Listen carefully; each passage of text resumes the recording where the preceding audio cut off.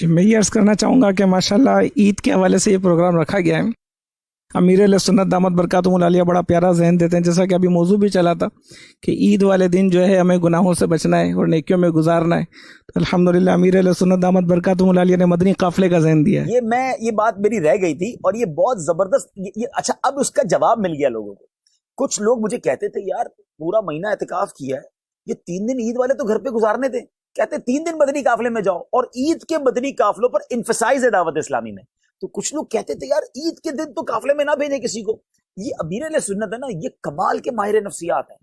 ان کو اتنی باریکیاں پتا ہے کہ یہ 3 دن اگر یہ بندہ گناہ سے بچ گیا نا، یہ یعنی دوسرے لفظوں میں سوچے کہ سیلاب آئے گا، ہمیں پتا ہے گناہوں کا سیلاب آئے گا. اب آپ سیلاب کے راستے سے ہٹ گئے، مسجد میں جا کے بیٹھ گئے 3 دن کے بعد آپ آئے تو سیلاب گزر گیا. اب سب لوگ روٹین پہ، کوئی کاروبار پہ چلا گیا، کوئی نوکری پہ چلا گیا، کوئی اسکول کالج، سب لوگ لائف اسٹائل نارمل ہو گیا. تو وہ سیلاب سے اگر بچنا ہے، اگر تو گھر میں ہے تو عبادت کا سلسلہ جاری رکھیں. اور سب سے بیسٹ طریقہ جو ہمارے عرفان بھائی نے یاد دلایا، اس لیے شاید بہت سو کو آج جواب مل جائے گا کہ دعوت اسلامی میں کیوں یہ نعرہ لگایا جاتا ہے کہ عید کے 3 دن مدنی قافلے میں گزاریں. کیونکہ وہ جانتے ہیں کہ یہی وہ 3 دن ہے جس میں شیطان اپنا جس کو کہتا ہے پورا زور لگا دیتا ہے. چلے ناظرین، ہماری طرف سے بھی دعوت قبول کر لیں. اگر آج عید کا پہلا دن ہے تو اگلے 3 دن کے لیے آپ مدنی قافلے کی نیت کر لیں، تو انشاءاللہ یہ عید کی ایک اور خوشی کا جو ہے وہ انداز ہو جائے گا. سبحان اللہ. ماشاءاللہ کئی عاشقان رسول 1 ماہ کا اعتکاف بھی کرتے ہیں اور امیر علیہ سنت اور پھر چاند رات سے مدنی قافلے میں سفر بھی کرتے ہیں. کیا بات ہے ماشاءاللہ. ہم احمد بھائی سے بات کرتے ہیں. احمد بھائی ماشاءاللہ آپ کیسے ویسے نارمل عید مناتے ہیں؟ سب سے پہلے تو ایک دن عید چاند رات سے ہی جو ہے نا، بچے جو بھی ہوتے ہیں نا بہت ایکسائٹیڈ ہوتے ہیں اور کپڑے پہلے سے ہی جو ہے نا وہ نکال کے رکھتے ہیں اپنے، صبح یہ پہننا ہے. اور آپ جیسے عید کی نماز پڑھ کے آئیں گے تو ہم پھر اپنی فیملی سے ملنے کے لیے جائیں گے. لیکن عید کی نماز پڑھنے کے بعد میں ایسا سوچتا ہوں کہ پہلے ہمیں قبرستان جانا چاہیے. واہ. جو ہمارے ساتھ نہیں ہیں ان سے پہلے ملاقات کریں، ان کو وہاں پہلے اپنا سلام پیش کیجیے اور پھر اس کے بعد اپنے جو بڑا پیارا کام ہے. اور یہ اچھا کام ہے عید والے دن قبرستان جانا. اور بڑا جس کو کہتے ہیں نا کہ ہارٹ ٹچنگ جملہ کا ہے کہ وہ جو ہمارے ساتھ نہیں ہیں عید کے دن ان سے ملنے جائیں. واقعی میں یہ بات تو یقیناً ہم سے زیادہ کون جانتا ہے کہ جس کے ماں باپ نہیں ہیں وہ عید والے دن کتنا یاد آتے ہیں. تو بہرحال ماں باپ کی قدر کرو جن کے پاس ماں باپ ہیں. اور جب وہ چلے جاتے ہیں تو خاص طور پہ ان دنوں بڑے یاد آتے ہیں، چاہے وہ رمضان ہو، چاہے وہ عید ہو، چاہے وہ بڑی راتیں ہوں. کیونکہ وہ جو ان کے ساتھ ایک اٹیچمنٹ ہوتی تھی، جو محبتیں ملتی تھیں، جو دعائیں ملتی تھیں. اللہ کریم ہم سب کے ماں باپ کی مغفرت فرمائے. اور میں آپ سے بھی کہوں گا کہ جن کے ماں باپ چلے گئے، رشتہ دار چلے گئے، ضرور قبرستان جایا کریں اور ان کے لیے دعائیں بھی کریں. اور اچھا پھر ان کے لیے ایصال ثواب کا بھی انتظام کریں. تو بہت زبردست آپ نے بات کی. اللہ اتنی دیر سے ابھی عرفان بھائی نے گلے ملنے کا ذکر کیا، انہوں نے رشتہ داروں سے ملنے کا ذکر کیا، انہوں نے قبرستان جانے کا ذکر کیا. سب کے ماشاءاللہ اپنے اپنے ویوز ہیں اور سب کے اپنے اپنے ایکسپیرینس ہیں. میں آپ سے ایک سوال یہ پوچھنا چاہوں گا کہ آپ علیہ الصلوۃ والسلام جو ہے نا، ان کی عادت کریمہ کیا تھی؟ عید آپ علیہ الصلوۃ والسلام کس طرح گزارتے تھے؟ سبحان اللہ. نبی پاک کی بہت ساری سنتیں اور پیارے آقا کے طریقے کتابوں میں لکھیں. جیسے عید الفطر ہے تو اس میں یہ ہے کہ کچھ کھا کر یا میٹھا کھا کر عید کے لیے جائیں. پھر تکبیر آہستہ آواز میں پڑھنی ہے. جب بڑی عید کو جاتے ہیں تو بڑی آواز میں تکبیر پڑھنی ہے. پھر نبی پاک کا بھی انداز تھا کہ عید کے لیے جاتے ہوئے ایک راستے سے جاتے، واپسی دوسرے راستے سے تشریف لاتے، تاکہ دنیا کو پتہ چلے، وہاں کے لوگوں کو پتہ چلے کہ مسلمان کتنی بڑی تعداد میں ہیں. پھر اس کے بعد معانقہ کرنا، ملاقات کرنا، لوگوں کو مبارکباد دینا. تو یہ سرکار دو عالم علیہ الصلوۃ والسلام کا طریقہ. لیکن یہ بات وہی آ جاتی ہے کہ ہماری خوشیاں جو ہے نا، آصف بھائی ایک میرا درد ہے. میں چاہتا ہوں آج اس کو ہم تھوڑا سا ڈسکس کریں مل کر. ہلکی سی بات اس پر ہوئی تھی، تھوڑا اس کو اور ایلوبریٹ کرتے ہیں کہ یہ پتہ نہیں کیا شیطان نے گیم کی ہے ہمارے ساتھ کہ جب بھی ہم خوشی مناتے ہیں نا، پتہ نہیں کیا خبط سوار ہو جاتا ہے کہ اس خوشی میں اللہ کو ناراض کرنے والا کام کہیں نہ کہیں سے ایڈ کر دیتے ہیں. اب عید بڑی انعام کا دن ہے، یعنی اس دن تو مغفرت تقسیم کرنے کے وعدے ہیں، مگر اس دن گانے باجے، ناچ گانے، روڈوں پہ آپ دیکھتے ہیں اسپیکر لگ جاتے ہیں، لوگ بے حیائی کی طرف جا رہے ہوتے ہیں، فلموں کی ٹکٹیں بک ہو جاتی ہیں. اچھا عید میں یہ ہوا. اچھا اب آگے چلتے ہیں برتھ ڈے. پہلے تو اولاد کی بڑی تمنا ہے، بڑی دعاؤں سے اولاد ہوئی تو اس کی جو پارٹی کی، اس میں کوئی نہ کوئی گانے باجے، ناچ گانے ہو گئے. برتھ ڈے ہوئی تو جناب برتھ ڈے کے اندر کوئی نہ کوئی غلط کام کرنا ہے. اچھا جناب شادی ہوئی، اللہ اکبر، پہلے تو ماں باپ کتنی دعائیں کرتے ہیں بچوں کی شادی ہو جائے، اللہ اچھا رشتہ دے دے. جیسے ہی شادی ہوئی تو شادی کے تو اتنے فنکشنز اور ایسے کام غلط ہونا شروع ہو گئے کہ میں کہوں تو غلط نہیں ہوگا کہ کون سا گناہ ہے جو شادی میں اب نہیں ہو رہا. پھر آگے چلے، نیا گھر اللہ نے دیا نا، نعمت ملی، اس نئے گھر میں دوستوں کو بلانا ہے تو کوئی ایسا کام کرنا ہے جس میں رب ناراض ہو جائے. نیا بزنس شروع کیا، کوئی انوگریشن ہے، چاہے آپ کے جناب پروجیکٹ کی انوگریشن ہے، کوئی آپ کی دکان کی انوگریشن ہے، افتتاح ہے، تو اس میں بھی بعض اوقات ایسے کام ہو رہے ہوتے ہیں جو نہیں ہونے چاہیے. تو یہ کہاں سے شیطان نے گیم کیا ہے کہ عقل کیا کہتی ہے کہ جب جو مجھے دینے والا ہے اس کا میں تھینکس کہوں گا, اس کا شکریہ ادا کروں گا, نہ کہ اس کو ناراض کروں گا. تو ہم اتنے عجیب ایک دورائے پہ آ کے کھڑے ہو گئے ہیں کہ خوشی اور گناہ یہ ساتھ ملا لیا ہے ہم نے. آج اگر ایک میسج لے لیں نا ناظرین, میں سمجھتا ہوں میرا یہ پروگرام قبول ہو جائے گا, پروگرام وصول ہو جائے گا, کہ آج ایک میسج لے لیں کہ وہ کیسی خوشی ہے کہ میں تو خوش ہو رہا ہوں, میری فیملی خوش ہو رہی ہے, میرے دوست خوش ہو رہے ہیں, اور میرا رب ناراض ہو رہا ہے. مجھے خوشی دینے والا ناراض ہو رہا ہے, باقی ہم انجوائے کر رہے ہیں. یہ کیسی خوشی ہے؟ مجھے اس کا جواب دے دیں. ایک نیت کر لو آج, میں خوشی آئندہ ایسے مناؤں گا کہ میں بھی خوش, میرے بچے بھی خوش, اور میرا رب بھی راضی. Simple is that. اور اس فارمولے میں رانگ کچھ نہیں ہے. اچھا, جب اللہ کو راضی کر کے خوشی بنائیں گے نا, شکر کر کے بنائیں گے, تو اللہ کیا فرماتا ہے؟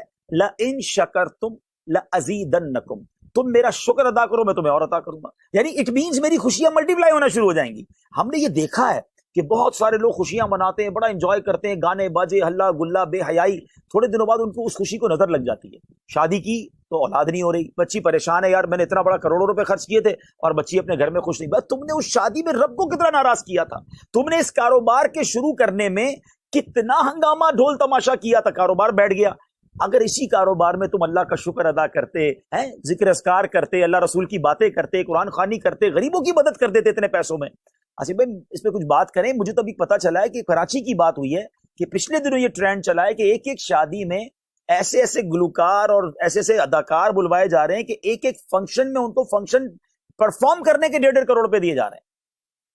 اب آپ بتائیں اس میں تو کتنے بچوں کی شادیاں ہو جائیں گی. بات تو آپ ٹھیک کر رہے ہیں, اور یہ میں تو سمجھتا ہوں یہ آج کی بات نہیں ہے, یہ کافی عرصے سے چلا آ رہا ہے. وہ بات ہو جاتی ہے. اور پہلے لاکھوں میں لوگ کرتے تھے, اب کروڑوں میں کر رہے ہیں. دکھلاوا بھی بڑھ گیا ہے, دکھلاوا بہت زیادہ بڑھ گیا ہے, تو میں نے بھی کرنا ہے. اور پھر آپ ایک لوگ پتہ نہیں ایک ذہن بن چکا ہے کہ ایک سمبل بن گیا ہے کہ یار اس کی مطلب میری بچوں کی شادی میں فلانا گلوکار آنا چاہیے, اتنے کروڑ وہ لیتا ہے, کیونکہ ہر بڑے گلوکار کے اپنے ایک پرائز فکس ہے, ریٹ ہے.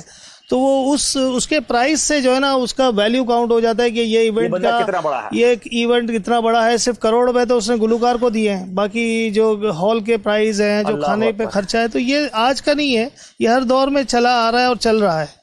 لیکن اللہ ہمیں ایسا تقوی نصیب کرے جو آپ بتلا رہے ہیں. یہ تو سمپل ہے آصف بھائی, یہ تو لاجک. میں اس میں چاہوں گا آپ میں سے کوئی بھی بات کریں کہ یہ سمپل ہے. مجھے بتائیں یہ کتنا سمپل فارمولا ہے کہ جو مجھے خوشی دینے والا ہے میں وہ کیسی خوشی بنا رہا ہوں کہ میں اس کو ناراض کر رہا ہوں. بس آپ یہ چیک کر لیں ناظرین, سیلیبریٹ کریں, سیلیبریشن میں خوشی میں اللہ کو ناراض نہ کریں. Simple formula. اختر بھائی آپ بتائیں عید کیسے گزارتے ہیں, اور اس موضوع پر بھی کچھ بات کرنا چاہیں تو. وہی روٹین ہے سب ہماری پرانی عید کی نماز, اس کے بعد سب سے پہلے والد صاحب کی کئی سالوں سے روٹین ہے, وہ میری بہن کے گھر جاتے ہیں. اچھا ماشاء اللہ ماشاء اللہ. ماشاء اللہ. پھر وہ اپنی بہن کے گھر جاتے ہیں. اچھا ماشاء اللہ. اور پھر بیٹی کے گھر, پھر بہن کے گھر. ماشاء اللہ. ہماری میمری کہتے ہیں نیاڑیوں پہلا. ہاں یہ بھی ہمارے ماشاءاللہ بزرگوں کا ایک طریقہ ہے. نیاڑیاں ہمارے یہاں بہنوں کو, یہ بہنیں پہلی, بچیاں پہلی, یعنی بچیوں کو وہ نا ترجیح دی جائے. تو یہ بھی اسلام کا طریقہ ہے. یہاں جناب بعض اوقات کچھ خاندانوں میں, قبیلوں میں بڑا ڈیگریڈ کیا جاتا ہے کہ بچی تو اور بیٹی ہے نا, بیٹا پہلے, بیٹے کو سپورٹ زیادہ, بیٹے کو جناب محبت زیادہ. نہیں جناب, بچیوں کو شفقت دیں, بچیوں کو پیار دیں, انہیں حوصلہ دیں. سبحان اللہ. کنٹینیو کریں. اس کے بعد پھر قبرستان کی روٹین ہے. اور اس سال آپ کو پتا ہے کہ سب سے بڑا ایک حادثہ ہوا ہے آپ کو. بالکل مجھے پتا ہے, بالکل پتا ہے. میری والدہ کا یہ سال انتقال ہوا ہے, اور 50 سال کے بعد میں پہلی عید ہوگی جس میں میری والدہ نہیں ہوگی. انشاءاللہ اللہ آپ کی والدہ کی بے حساب مغفرت فرمائے. اور یہ کرم میں بہت اچھی طرح جانتا ہوں, اور میں اس ٹاپک کو زیادہ پرولونگ نہیں کرنا چاہتا, ورنہ ظاہر ہے کہ یہ ٹاپک ایسا ہے کہ ہم سارے جذباتی ہو جاتے ہیں. اور میں چاہتا ہوں کہ عید کے دن ہمارے چہروں پہ مسکراہٹ رہے. لیکن یقین کریں جس کے بھی گھر میں ماں باپ نہیں ہے نا, وہ عید والے دن ضرور انہیں یاد کرتا ہے, اور تھوڑی دیر کے لیے جو ہے نا وہ بہت الون فیل کرتا ہے. اور اختر بھائی کی والدہ میری بھی والدہ کی طرح ہی تھیں, اور مجھ سے بھی بہت پیار کرتی تھیں. اللہ ان کو جنت میں اعلیٰ مقام عطا فرمائے اور ان کے درجات بلند فرمائے. جی آپ کچھ فرمانا ہو سر. میں اس کے بعد بھی روٹین ہے, سب گھر پہ آتے ہیں, اور کیونکہ ابو گھر پورے خاندان کے بڑے ہیں تو سارے ابو سے ملنے پھر گھر پہ آتے. شام تک یہ سلسلہ چلا, میلہ لگا رہا تھا. پھر بچوں کی روٹین آپ کو پتا ہے, عیدی اور سارے سب چیزیں, تو اسی طرح سلسلہ چلتا ہے. بس کیا بات ہے. یہاں میں ناظرین ایک اور بات چاہوں گا کرنا کہ یہ تو ہو گیا ہمارے اپنی فیملی کے ساتھ انٹریکشن. کیا ایسا نہیں ہو سکتا کہ ہم عید کی خوشیوں میں کچھ اور چہروں پر بھی خوشیاں بکھیر دیں, کسی اور کے گھر میں بھی اچھی عید کر دیں, ہمارے بچوں کو عیدی بھی دے رہے ہیں, کپڑے بھی زبردست پہنا دیے, تیاری بھی کر رہے ہیں, لیکن کچھ گھرانے ایسے ہیں جی ناظرین جن کے گھروں میں آج عید کے دن بھی اچھا کھانا نہیں بنا ہوگا. ہو سکتا ہے ان کے بچوں نے آج بھی اچھے کپڑے نہیں پہنے ہوں گے, آج بھی کچھ یتیم بچے ہوں گے جن کے سر پر باپ کا سایہ نہیں ہے. تو تھوڑا سا باہر نکلیے, بلکہ باہر نہ نکلیے, تھوڑا سوچ لیجئے. آپ کے اپنے ملازمین, آپ کے اپنے غریب رشتہ دار, آپ کے آس پاس پڑوسی یا کچھ غریب علاقے آپ کے گھر پہ کچھ کام کرنے والے والیاں ہیں. اچھا ایک اور فینومنا پتہ کیا بن گیا ہے کہ ہم یہ سمجھتے ہیں کہ یار جو مانگنے نہیں آیا نا اس کو کیا دینا, اس کے پاس ہے اس کا مطلب. یہ ہماری شاید بہت بڑی بھول ہے. اصل جو سفید پوش ہوتا ہے نا وہ بیچارہ قرضہ لے لے گا, وہ ہاتھ نہیں پھیلائے گا. مانگنے والے بہت تھوڑے ہیں, پریشان بہت زیادہ ہیں. آج کل جو پچھلے سال 2 سال میں مہنگائی ہوئی ہے, آپ کیا کہیں گے اس بارے میں کہ اتنی مہنگائی ہوئی ہے کہ 20 25 30 ہزار والے آدمی کا تو گزارا ہی نہیں ہے.